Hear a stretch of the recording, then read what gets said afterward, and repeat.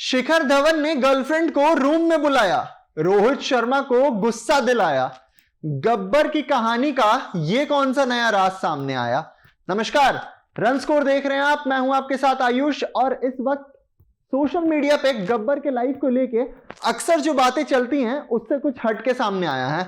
गब्बर के इतिहास का एक ऐसा राज सामने आ गया है जो कि अभी टॉक ऑफ द टाउन एक तरीके से बन चुका है। मिस्टर आईसीसी, गब्बर, शिखर धवन, आप इन्हें जिस भी नाम से संबोधित कर दें, ये सारे एक ही इंसान के नाम है और वो है शिखर धवन।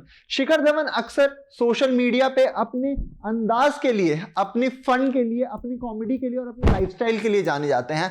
और इसी बीच उनकी एक बुक आती है, एक ऑटोबायोग्राफी आती है, जिसमें उन्होंने इस चीज का साफ साफ तरीके से वर्णन किया हुआ है, जिसपे आज हम आपसे बात करने वाले हैं, जिसके बारे में आज हम आपको बताने वाले हैं।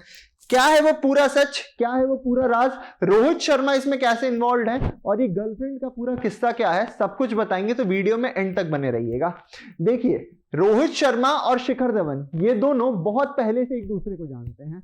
ये दोनों एक तरीके से क्रिकेट में वो लंगोटिया यार होता है ना, वैसे रहे हैं। तो ये जो किस्सा निकल के आता है सामने, ये सामने निकल के आता है साल 2006 का। साल 2006 वो सुनहरा दौर जब शिखर धवन और रोहित शर्मा दोनों के सपने लगभग पूरे होते हुए अब दिखाई दे रहे थे। दोनों को टीम इंडिया के ए साइड के लिए रिप्रेजेंट करना था और ऐसे में एक सीनियर कोच भी थे उनके साथ टीम इंडिया के जो हालांकि शिखर धवन ने उस सीनियर कोच का नाम अपनी ऑटोबायोग्राफी में रिवील तो नहीं किया है, पर जो रिवील किया है वो काफी एक इंटरेस्टिंग मोड़ था। मोड़ क्या था आपको समझाता हूं।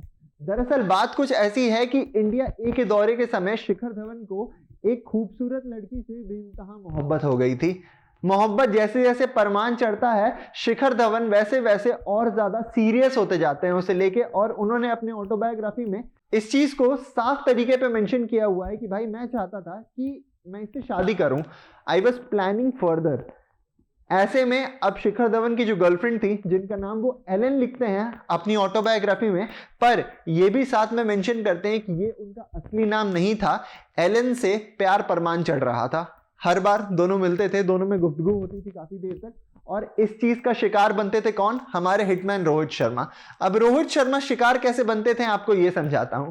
दरअसल अपनी ऑटोबायोग्राफी में शिखर धवन ने इस चीज को साफ तौर पे लिखा हुआ है कि वो अपनी गर्लफ्रेंड एलन को स्मगल करके रूम में लेके आते थे। हमेशा ये आदत बन चुकी थी और ऐसे में रोहित शर्मा को गुस्सा आ जाता था। रोहित शर्मा लड़ाई भी करने लगते थे और कई बार वो हिंदी में उन्हें ये भी कहते हुए नजर आते थे कि तू मुझे सोने देगा या नहीं। यानी कि कहीं ना कहीं शिखर धवन और उनकी गर्लफ्रेंड रोहित शर्मा की प्राइवेसी को इन्वेड करते थे। रोहित शर्मा जिसकी वजह से सो नहीं पाते थे और इस वजह से कहीं ना कहीं वो गुस्सा भी रहते थे शिखर धवन से। ये एक ऐसा मोड़ था, एक ऐसी कहानी थी जो कि अचानक से जैसे ही सोशल मीडिया पे आती है, चारों तरफ अफरा तफरी मच जाती है और लोग इसके बारे में ही बात करते हुए नजर आते हैं।